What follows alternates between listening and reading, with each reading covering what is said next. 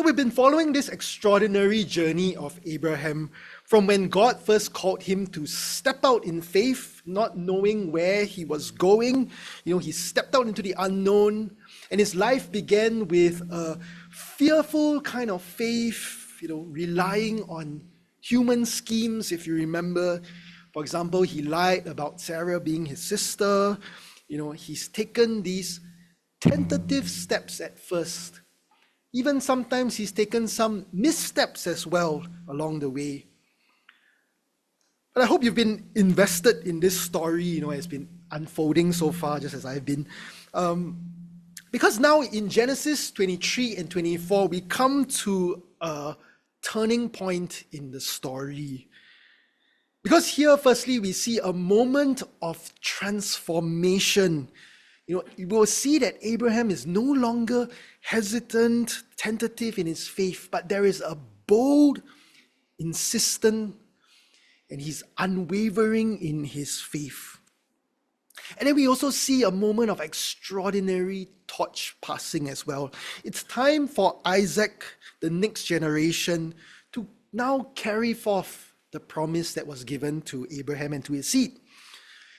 And because we read in the passage that Abraham and the servant had both acted in bold faith during this moment of torch passing, that all then is well with that legacy of faith.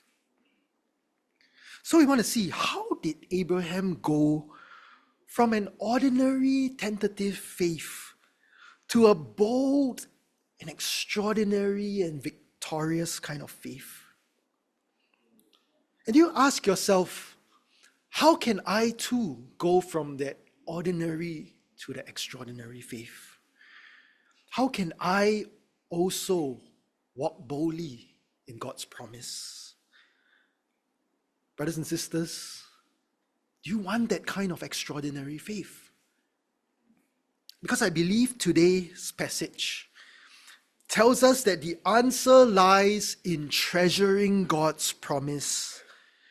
If you want to act with extraordinary faith that's out of the normal, out of the mundane, we need to move from just mere obedience, yes, I do this and nothing else, to move to ownership. Yes, I desire this and nothing else. And we need to go beyond just simply trusting, saying, yes, I can believe the promise, to move into treasuring. Yes, I cannot be or live without the promise. That kind of cherishing, that kind of coveting, that has captured our faith, it's captured our whole mind, our whole heart, our whole soul. That's where we move beyond the ordinary into the extraordinary.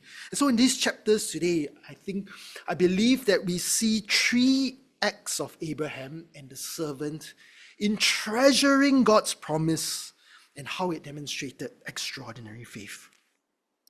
So the first act of extraordinary faith is in buying the field.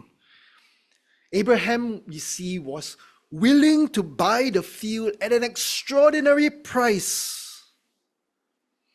And this first story has to do with treasuring God's inheritance above all other possessions. So a little bit of recap about what happened. So first, Sarah dies, and Abraham, who's living as a stranger in Canaan, now approaches the native Hittites. And in particular, he approaches Ephron the Hittite to buy the cave of Machpelah so that he might bury Sarah in it. Ephron offers to give Abraham the cave for free as a burial plot. But pay attention. Abraham responds by not only insisting that he would pay for the cave, but he also then offers to buy the whole field in which the cave is in, which he eventually does, which we'll get to that later. But let's just explain what is going on here in the story first, because there's a bit of a cultural gap. So while it seems to us on the surface that the Hittites here are being super nice to Abraham, And for us on the surface, it seems like, hey, this is a great deal. Who doesn't love free stuff? Firstly, this was actually the normal, very diplomatic way, culturally, that they would carry out their bargaining procedures at the time. They offer it like this, and then you come back with counter negotiations. But for us, biblically also, there's something else that's going on underneath. In verse 6, the Hittites say they know that Abraham has been a mighty leader of God. They likely knew, they had heard of his battles, his victory over the 5 kings, which we looked at a couple of weeks ago. They would have also seen likely how God has blessed him with wealth and the size of his household. And so it was likely that the Hittites and Ephron's offer to Abraham all had these underlying political calculations. And they were likely designed to try to control Abraham from acquiring more land ownership.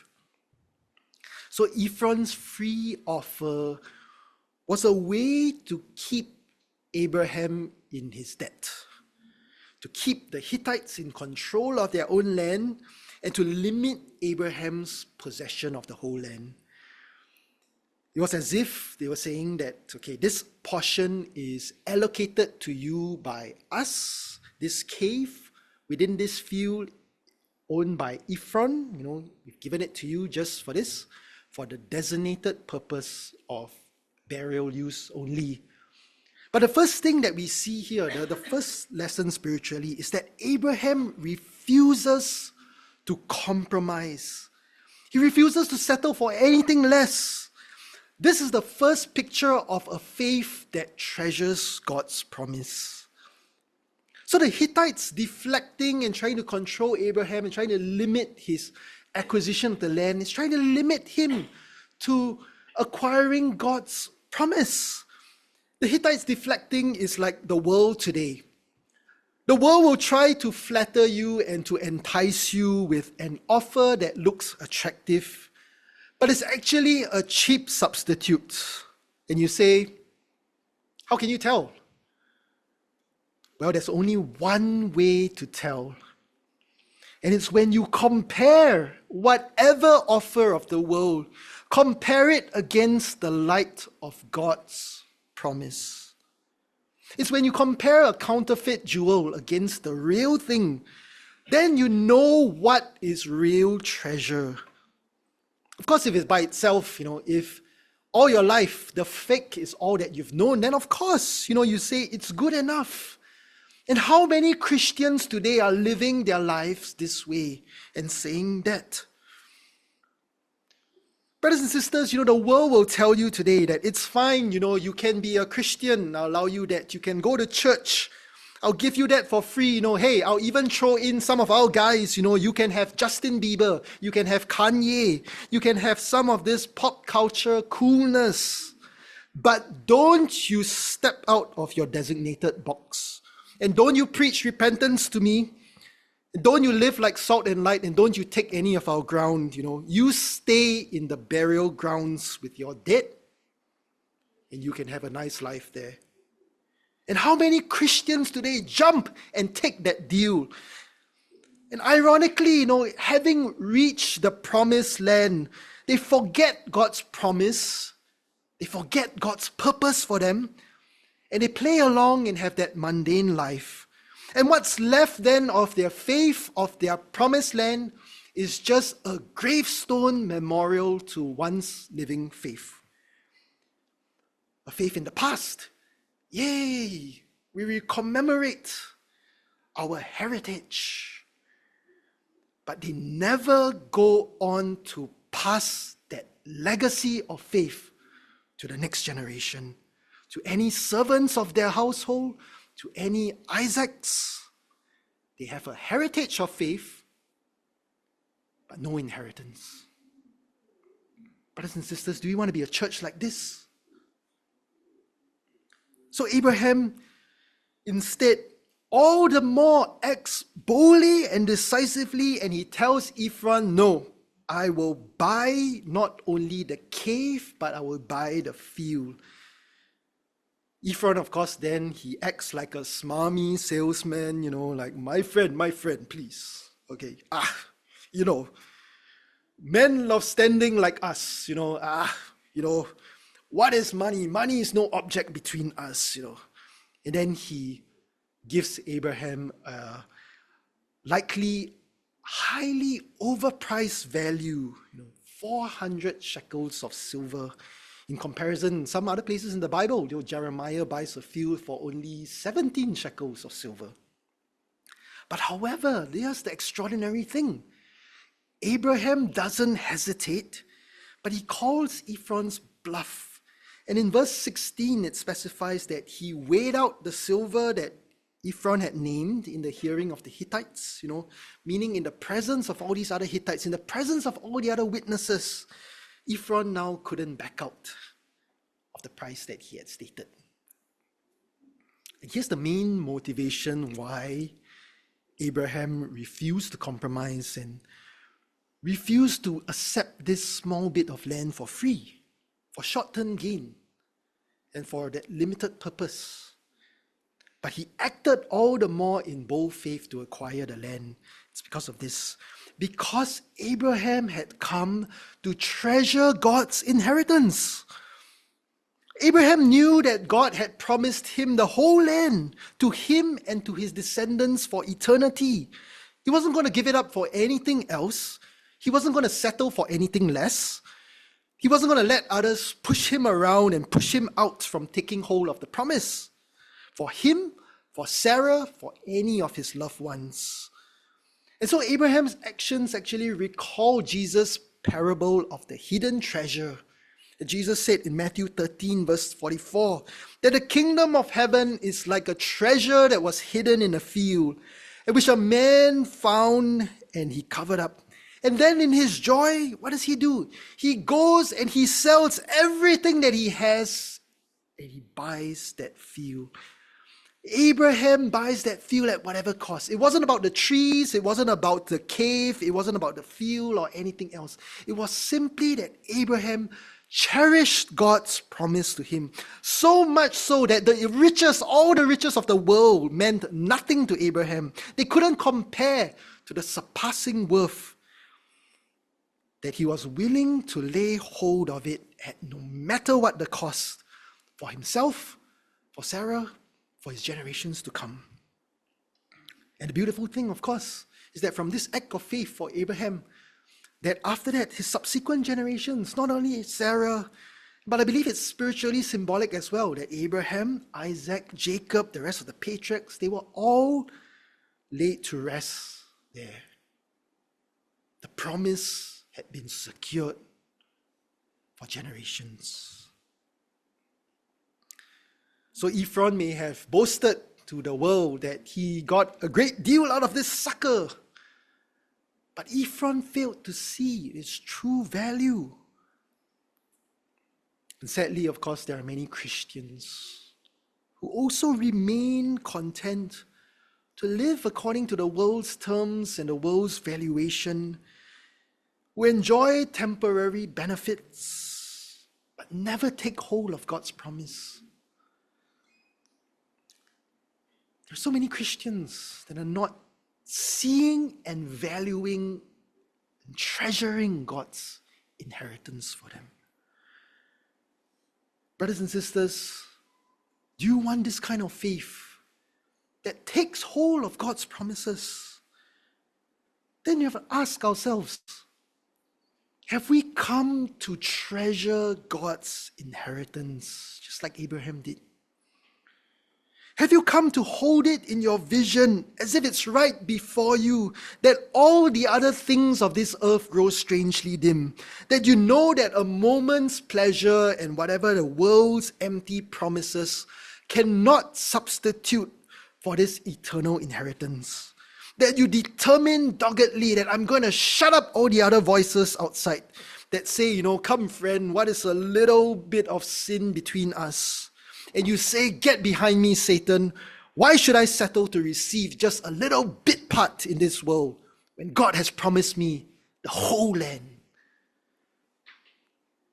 So let us learn to treasure God's inheritance above all other possessions, at whatever the price.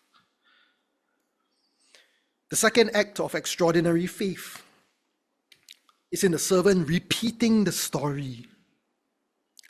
So when he comes to the household of Rebekah, and when he's retelling the story, the servant goes into extraordinary detail. And this has to do with treasuring God's leading above all other paths.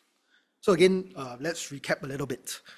So at the start of chapter 24, Abraham instructs his most trusted servant, who has been with him the longest in his household, to go out and to find a bride for Isaac from back in Abraham's native land. And so Abraham first gives him some instructions. Don't take a wife from the Canaanites, but if you can't find a wife from back in my hometown, don't take Isaac back there to live as well.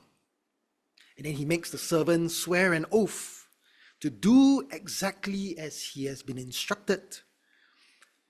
And after this, then the servant travels back to Abraham's hometown of Nahor and asks God to show him the woman that has been chosen. And before he can even finish speaking, Rebekah arrives on the scene and things unfold according to God's plan.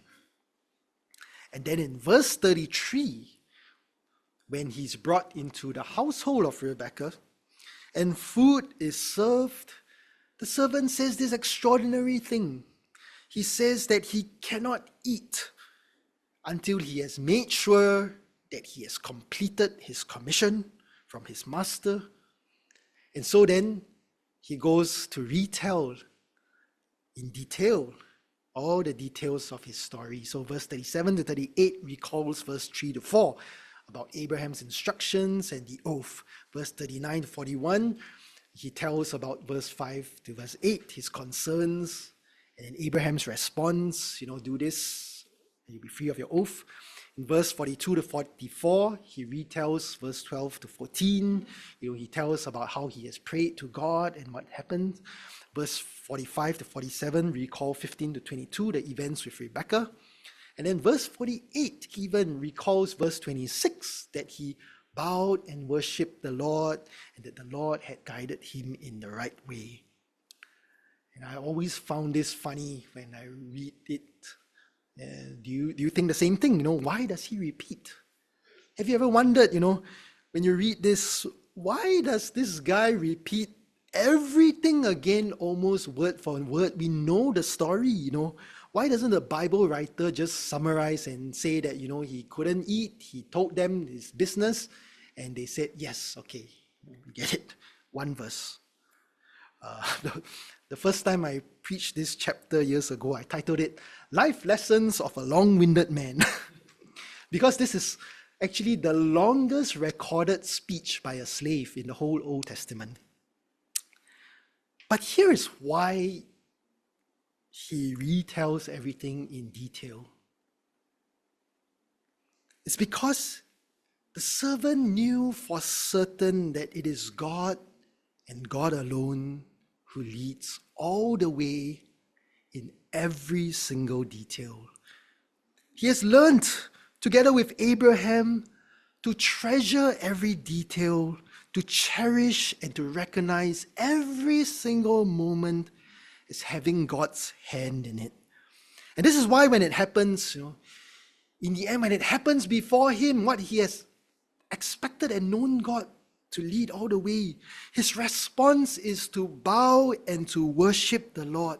And even when he's retelling the story, then he repeats that part as well, because he loves to give thanks to God. He loves to testify to God's goodness, which he treasures.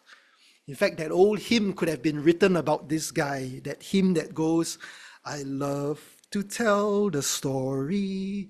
'Twill be my theme in glory to tell the old story of Jesus and his love. Brothers and sisters, when you treasure God's leading and his word, you love to tell the story too. When you sit, when you stand, when you tell it to your children in your old age and to your children's children, it was more important to him. In fact, we see from this story, it was more important to him even than food. And this brings to mind another picture of Jesus in John 4, verse 31 onwards, when the disciples were urging Jesus to eat. Jesus said to them, I have food to eat that you do not know about. And in the end, he said, my food is to do the will of him who sent me and to accomplish his work. Jesus himself treasured God's leading. And so the servant's faith is an extraordinary display of the kind of faith that makes an effective salt and light in this world. How effective, you ask? Well, it's the kind of extraordinary faith that speaks extraordinarily and makes their faith come to life in the presence of hearers. So much so that, did you realize in this whole story that even though, unlike every single other chapter before in Abraham's story, from the moment that it started in Genesis 12 all the way up to Genesis 22, every single chapter before this, God has spoken either through his word, through a priest, through an angel, or directly. But here, in 23 and 24, even though God has not spoken or not appeared on the scene, none of us have realized his absence at all, because God is still very present in the story. Through Abraham, through his servant. So much so that God is so present, even though he's not, but he's present, that the people around can't help but see and confess in verse 50 that truly this matter has come from the Lord. They can't deny it. This is an amazing kind of salt and light. An example of salt and light. Even though God is not directly intervening, but through the salt and light, people cannot deny God's presence. Brothers and sisters, doesn't that make you go, wow, and desire then that to have this kind of faith and to be this kind of salt and light? But brothers and sisters, all of this doesn't happen unless first we move beyond trust, really treasuring God's leading, treasuring God's word. And now the third act of extraordinary faith is praying with expectation.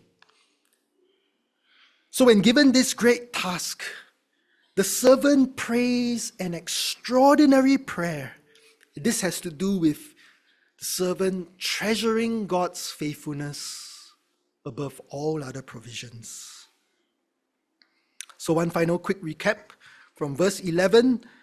The servant first arrives at the well that's outside Nahor, and he asks the Lord to cause the woman that has been appointed for Isaac to come and volunteer and to provide water for him and his camels. And then from verse 15, we are told that even before he had finished praying, Rebekah arrives on the scene and fulfills the sign. And so firstly, the servant's prayer exemplifies treasuring God's faithfulness above all other personal expectations. So firstly, the servant treasures God's faithfulness by humbly recognizing his complete reliance on God. He knew that in this great commission that he had been given, that he couldn't do it without God. And that if it was to happen at all, if it was to happen, that God alone in his sovereign providence would make sure that it happened. And so all throughout the servant's prayer, with this resolute faith that if it happens, it's God's provision only. And this is why he prays nothing of his own personal wants, nothing of his own selfish desires. He doesn't claim any personal right to be heard by God. Right from the start, verse 12, he calls out to God, Lord God of my master Abraham. But of course, this is not false humility. Rather, he prays that the Lord shows steadfast love to his master Abraham. What it is that he's putting God's purpose first. He knows that this is more than just a task that's given to him, a personal task about finding a wife or fulfilling a task, But he knows that his mission is actually a part of God fulfilling his covenant faithfulness to Abraham.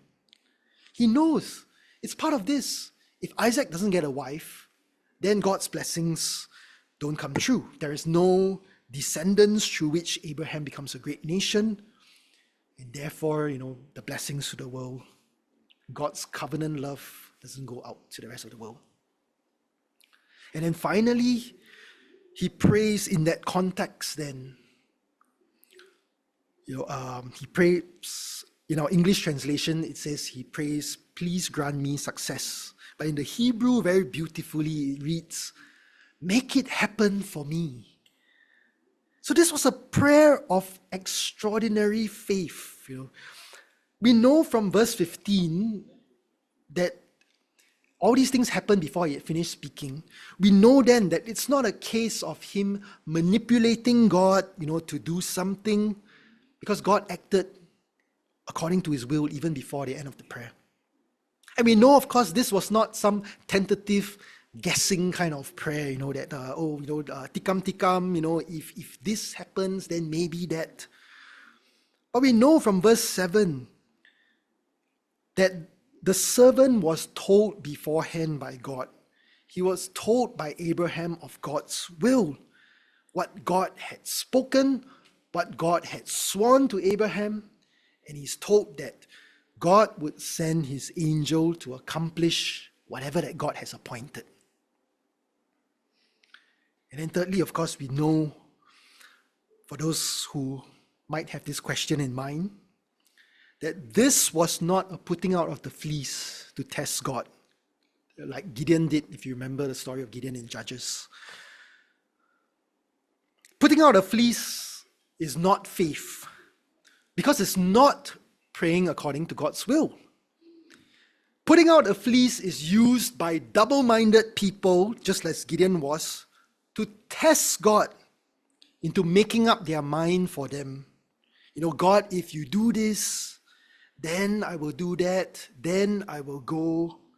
Meaning, God, if you don't, then I won't. Whereas on the other side of it, we see, however, that the servant was fully committed to God's purpose. So much so that he says in verse 39 to verse 41, that if the Lord doesn't make it happen and the Lord doesn't cause the woman to follow him, that he will not seek or settle for any other alternative at all. He'll be free from his oath. And this is a picture of such beautiful loyalty and devotion to the Lord, that it's God's way or the highway. In essence, the servant is saying that I would rather fail and remain faithfully trusting in the Lord than to settle for something else that the Lord never provided. And it's most likely, brothers and sisters, that this resolve was built over years and years of walking with his master, with Abraham. He would have seen the Lord's hand of faithfulness. He would have grown to understand the Lord's covenant purposes to Abraham. And so his prayer then is not just throwing things at the wall and seeing what sticks, but having spent his whole life growing up with Abraham, he's been growing familiar to God's will and to God's ways. And so when it comes time to find God's appointed woman, the servant is able to pray intentionally, he's able to pray in line with God's will, and he's able to pray with insight.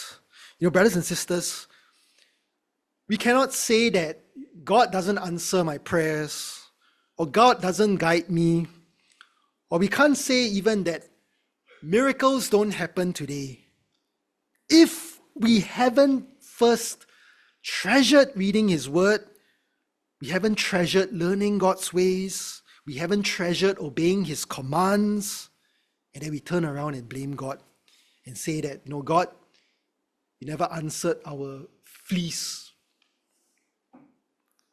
When perhaps, it's we who lack insight. How do we know that the servant had insight? That it wasn't just good fortune that he stumbled upon God's blessings. And it's because of this. Because while yes, God made Rebecca appear, but it's when she did appear, in verse 17 it says, then the servant ran to meet her and asked her for a drink and all these things after that.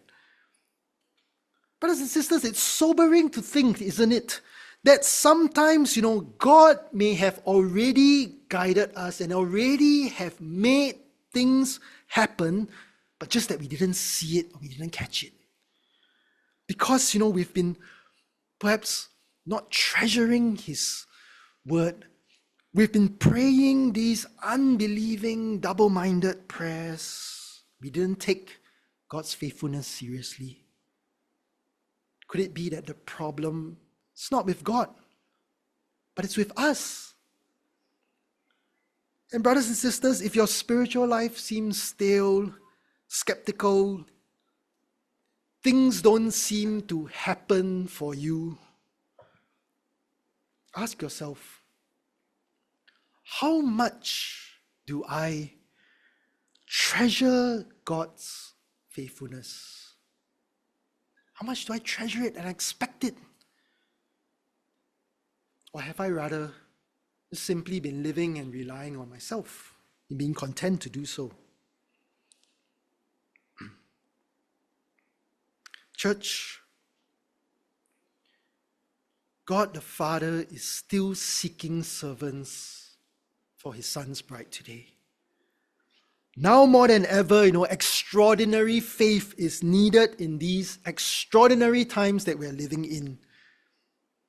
We're in the last days. We're approaching that final day when the Father's Son will receive his bride. The Lord is still looking for faithful servants who will treasure his promise, will treasure his commands, and will take our oath seriously to present a bride, the church, that is fit for the Son. And we have seen God's assurance that God will lead us just as he did in the passage. God will be faithful. And so for now, for us, he calls us as servants to go, pray, ask, and seek for those who have been appointed by Christ. Because all authority has been given by Jesus Christ, we can now be assured that if we go, we can be assured that he too will grant the same success that he gave to this servant. But the question is, will we then treasure God's promise and go as servants? Let us pray.